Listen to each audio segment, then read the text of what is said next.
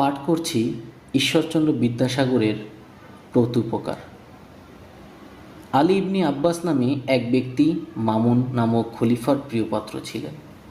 তিনি বলিয়া গিয়াছেন, আমি একদিন অপরাহ্নে খলিফার নিকটে বসিয়া আছি, এমন সময় হস্তপদবদ্ধ এক ব্যক্তি তাহার সম্মুখে নীত হইলেন। খলিফা আমার প্রতি এই আজ্ঞা করিলেন, তুমি এ ব্যক্তিকে আপন আলয়ে লইয়া গিয়া রুদ্ধ করিয়া রাখিবে এবং কল্য আমার নিকট উপস্থিত করিবে।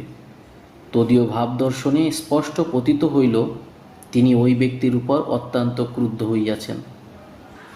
আমি তাহাকে আপন আলয়ে আনিয়া অতি সাবধানে রুদ্ধ করিয়া রাখিলাম, কারণ যদি তিনি পলাইয়া যান আমাকে খলিফার কোপে পতিত হইতে হইবে। কিয়ৎক্ষণ পরে আমি তাহাকে জিজ্ঞাসিলাম, আপনার নিবাস কোথায়? তিনি বলিলেন, ডেমাস্কাস আমার জন্মস্থান। ওই নগরের যে অংশে বৃহৎ মসজিদ আছে তথায় আমার বাস। আমি বলিলাম, ডেমাস্কাস নগরের বিশেষত যে অংশে আপনার বাস তাহার উপর জগদীশ্বরের শুভদৃষ্টি থাকুক। ওই অংশের অধিবাসী এক ব্যক্তি একসময় আমার প্রাণদান দিয়াছিলেন। আমার এই কথা শুনিয়া তিনি সবিশেষ জানিবার নিমিত্ত ইচ্ছা প্রকাশ করিলে আমি বলিতে আরম্ভ করিলাম, বহু বৎসর পূর্বে ডেমাস্কাসের শাসনকর্তা পদচ্যুত হইলে তিনি তদীয় পদে অধিষ্ঠিত হন। আমি তাহার সমবিবাহারে তথায় গিয়াছিলাম। পদচ্যুত শাসনকর্তা বহু সংখ্যক সৈন্য লইয়া আমাদিগকে আক্রমণ করিলেন। আমি প্রাণ ভয়ে পলাইয়া এক সম্ভ্রান্ত লোকের বাড়িতে প্রবিষ্ট হইলাম এবং গৃহস্বামীর নিকট গিয়া অতি কাতর বচনে প্রার্থনা করিলাম, আপনি কৃপা করিয়া আমার প্রাণ রক্ষা করুন। আমার প্রার্থনা বাক্য শুনিয়া গৃহস্বামী আমায় অভয় প্রদান করিলেন। আমি তদীয় আবাসে 1 মাসকাল নির্ভয়ে ও নিরাপদে অবস্থান করিলাম। একদিন আশ্রয়দাতা আমায় বলিলেন, এ সময় অনেক লোক বাগদাদ যাইতেছেন। স্বদেশের প্রতিগমনের পক্ষে আপনি ইহা অপেক্ষা অধিক সুবিধা সময় পাইবেন না। আমি সম্মত হইলাম। আমার সঙ্গে কিছুমাত্র অর্থ ছিল না। লজ্জাবশত আমি তাহার নিকট সে কথা ব্যক্ত করিতে পারিলাম না। তিনি আমার আকার প্রকার দর্শনে তাহা বুঝিতে পারিলেন, কিন্তু তৎকালে কিছু না বলিয়া মৌনাবলম্বন করিয়া রহিলেন। তিনি আমার জন্য যে সমস্ত উদ্যোগ করিয়া রাখিয়াছিলেন, প্রস্থান দিবসে তাহা দেখে আমি বিস্ময়াপন্ন হইলাম। একটি উৎকৃষ্ট অর্শ সুসজ্জিত হইয়া আছে, আরেকটি অর্শের পৃষ্ঠে খাদ্য সামগ্রী স্থাপিত হইয়াছে, আর পথে আমার পরিচর্যা করিবার নিমিত্ত একটি ভৃত্য প্রস্থানার্থে প্রস্তুত হইয়া রহিয়াছে। প্রস্থান সময় উপস্থিত হইলে সেই দয়াময় সদাশয় আশ্রয়দাতা আমার হস্তে একটি স্বর্ণমুদ্রার থলি দিলেন এবং আমাকে যাত্রীদের নিকটে লইয়া গেলেন। তন্মধ্যে যাহাদের সহিত তাহার আত্মীয়তা ছিল তাহাদের সঙ্গে আলাপ করাইয়া দিলেন। আমি আপনকার বসতি স্থানে এই সমস্ত উপকার প্রাপ্ত হইয়াছিলাম। এজন্য পৃথিবীতে যত স্থান আছে ওই স্থান আমার সর্বাপেক্ষা প্রিয়। এই নির্দেশ করিয়া দুঃখ প্রকাশপূর্বক আমি বলিলাম, আক্ষেপের বিষয় এই, আমি এ পর্যন্ত সেই দয়াময় আশ্রয়দাতার কখনো কোনো উদ্দেশ্য পাইলাম না। যদি তাহার নিকট কোনো অংশে কৃতজ্ঞতা প্রদর্শনের অবসর পাই, তাহা হইলে মৃতকালে আমার কোনো ক্ষোভ থাকবে না। এই কথা শুনিবা মাত্র তিনি অতিশয় আহ্লাদিত হইয়া বলিলেন, আপনার মনস্কাম পূর্ণ হইয়াছে। আপনি যে ব্যক্তির উল্লেখ করিলেন সে এই হতভাগ্যই আপনাকে 1 মাসকাল আপন আলয়ে রাখিয়াছিল। তাহার এই কথা শুনিয়া আমি চমকিয়া উঠিলাম। সবিশেষ অভিনিবেশ সহকারে কিয়ৎক্ষণ নিরীক্ষণ করিয়া তাহাকে চিনিতে পারিলাম। আহ্লাদে পুলকিত হইয়া অশ্রুপূর্ণ নয়নে আলিঙ্গন করিলাম। তাহার হস্ত ও পদ হইতে লৌহ শৃঙ্গল খুলিয়া দিলাম এবং কি দুর্ঘটনাক্রমে তিনি খলিফার কোপে পতিত হইয়াছেন তাহা জানিবার নিমিত্তে নিতান্ত ব্যগ্র হইলাম। তখন তিনি বলিলেন, কতিপয় নিজ প্রকৃতির লোক ঈর্ষাবশত শত্রুতা করিয়া খলিফার নিকট আমার উপর উৎকট দোষারোপ করিয়াছে। তজন্য তদীয় আদেশক্রমে হঠাৎ অবরুদ্ধ ও এখানে আনিত হইয়াছি। আসিবার সময় স্ত্রী পুত্র কন্যাদিগের সহিত দেখা করিতে দেয় নাই। বোধ করি আমার প্রাণদণ্ড হইবে। অতএব আপনার নিকট বিনীত বাক্যে প্রার্থনা এই, আপনি অনুগ্রহ করিয়া আমার পরিবারবর্গের নিকট এই সংবাদ পাঠাইয়া দিবেন, তাহা হইলে আমি যথেষ্ট উপকৃত হইব। তাহার এই প্রার্থনা শুনিয়া আমি বলিলাম, না না, আপনি এক মুহূর্তের জন্য প্রাণনাশের আশঙ্কা করিবেন না। আপনি এই মুহূর্তে হইতে স্বাধীন।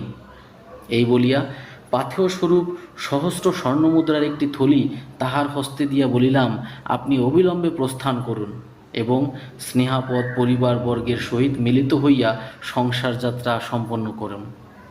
আপনাকে ছাড়িয়া দিলাম। এজন্য আমার উপর খলিফার মর্মান্তিক ক্রোধ ও দেশ জন্মিবে, তাহাতে সন্দেহ নেই। কিন্তু যদি আপনার প্রাণ রক্ষা করিতে পারি, তাহা হইলে সেজন্য আমি অনুমাত্র দুঃখিত হইব না। আমার এই প্রস্তাব শুনিয়া তিনি বলিলেন, আপনি যাহা বলিতেছেন আমি কখনোই তাহাতে সম্মত হইতে পারিব না। আমি এত নিচাশয় ও স্বার্থপর নহি যে কিছুকাল পূর্বে যে প্রাণের রক্ষা করিয়াছি, আপন প্রাণ রক্ষার্থে এজন্য সেই প্রাণের বিনাশের কারণ হইব, তাহা কখনো হইতে পারে না, যাহাতে খলিফা আমার উপর আক্রোধ হন। আপনি দয়া করিয়া তাহার যথোপযুক্ত চেষ্টা দেখুন। তাহা হইলেই আপনার প্রকৃত কৃতজ্ঞতা প্রদর্শন করা হইবে। যদি আপনার চেষ্টা সফল না হয়, তাহা হইলেও আমার কোনো ক্ষোভ থাকিবে না। পরদিন প্রাতকালে আমি খলিফার নিকট উপস্থিত হইলাম। তিনি জিজ্ঞাসা করিলেন, সে লোকটি কোথায়, তাহাকে আনিয়াছ? এই বলিয়া তিনি ঘাতককে ডাকাইয়া প্রস্তুত হইতে আদেশ দিলেন। তখন আমি তাহার চরণে পতিত হইয়া বিনীত ও কাতর বচনে বলিলাম, ধর্মাবতার, ওই ব্যক্তির বিষয়ে আমার কিছু বক্তব্য আছে। অনুমতি হইলে সবিশেষ সমস্ত আপনাকে গোচর করি। এই কথা শুনিবা মাত্র তাহার কোপানল প্রজ্বলিত হইয়া উঠিল। তিনি রোষরক্ত নয়নে বলিলেন, আমি শপথ করিয়া বলিতেছি, যদি তুমি তাহাকে ছাড়িয়া দিয়া থাকো, এই দণ্ডে তোমার প্রাণদণ্ড হইবে। তখন আমি বলিলাম, আপনি ইচ্ছা করিলে এই মুহূর্তে আমারও তাহার প্রাণদণ্ড করিতে পারেন, তাহার সন্দেহ কি? কিন্তু আমি যে নিবেদন করিতে ইচ্ছা করিতেছি, কৃপা করিয়া তাহা শুনিলে আমি চরিতার্থ হইব। এই কথা শুনিয়া খলিফা উদ্ধত বচনে বলিলেন, কি বলিতে চাও বলো। তখন সে ব্যক্তি ডেমাস্কাস নগরে কিরূপ আশ্রয়দান ও প্রাণ রক্ষা করিয়াছিলেন এবং এক্ষণে তাহাকে ছাড়িয়া দিতে চাইলে আমি অবধারিত বিপদে পড়িব, এজন্য তাহাতে কোনো মতে সম্মত হইলেন না। এই দুই বিষয়ে সবিশেষ নির্দেশ করিয়া বলিলাম, ধর্মাবতার, যে ব্যক্তির এরূপ প্রকৃতি ও এরূপ মতি, অর্থাৎ যে ব্যক্তি এমন দয়াশীল, পরোপকারী, ন্যায়পরায়ণ ও সদ্বিবেচক, তিনি কখনোই দুরাচার নহেন। নিজ প্রকৃতি পরহিংসুক দুরাত্মারা ঈর্ষাবশত অমূলক দোষারোপ করিয়া তাহার সর্বনাশ করিতে উদ্যত হইয়াছে। নতুবা যাহাতে প্রাণদণ্ড হইতে পারে, তিনি এইরূপ কোনো দোষে দূষিত হইতে পারেন, আমার এরূপ বোধ ও বিশ্বাস হয় না। এক্ষেত্রে আপনার যেরূপ অভিরুচি হয় করুন। খলিফা মহামতি ও অতি উন্নত চিত্ত পুরুষ ছিলেন। তিনি এই সকল কথা কর্ণগোচর করিয়া কিয়ৎক্ষণ মৌনাবলম্বন করিয়া রহিলেন। অনন্তর প্রচ্ছন্ন বদনে বলিলেন, সে ব্যক্তি যে এরূপ দয়াশীল ও ন্যায়পরায়ণ, ইহা অবগত হইয়া আমি অতিশয় আহ্লাদিত হইলাম। তিনি প্রাণদণ্ড হইতে অব্যাহতি পাইলেন। বলিতে গেলে তোমা হইতে তাহার প্রাণ রক্ষা হইল। এক্ষণে তাহাকে অবিলম্বে এই সংবাদ দাও ও আমার নিকট লইয়া আইস। এই কথা কহিয়া আহ্লাদের সাগরে মগ্ন হইয়া আমি সত্বর গৃহে প্রত্যাগমন পূর্বক তাহাকে খলিফার সম্মুখে উপস্থিত করিলাম। খলিফা অবলোকন মাত্র প্রীতি প্রফুল্ল লোচনে সাদর বচনে সম্ভাষণ করিয়া বলিলেন, তুমি যে এরূপ প্রকৃতির লোক, তাহা আমি পূর্বে অবগত ছিলাম না। দুষ্টমতি দুরাচার দিগের বাক্য বিশ্বাস করিয়া অকারণে তোমার প্রাণদণ্ড করিতে উদ্যত হইয়াছিলাম। এক্ষণে ইহার নিকট তোমার প্রকৃত পরিচয় পাইয়া সাতিশয় প্রীতিপ্রাপ্ত হইয়াছি। আমি অনুমতি দিতেছি, তুমি আপন আলয়ে প্রস্থান করো। এই বলিয়া খলিফা তাহাকে মহামূল্য পরিচ্ছদ, সুসজ্জিত 10 অর্শ, 10 খচ্চর, 10 উষ্ট্র উপহার দিলেন এবং ডেমাস্কাসের রাজপ্রতিনিধির নামে এক অনুরোধপত্র ও পাথেয় স্বরূপ বহু সংখ্যক অর্থ দিয়া তাহাকে বিদায় করিলেন।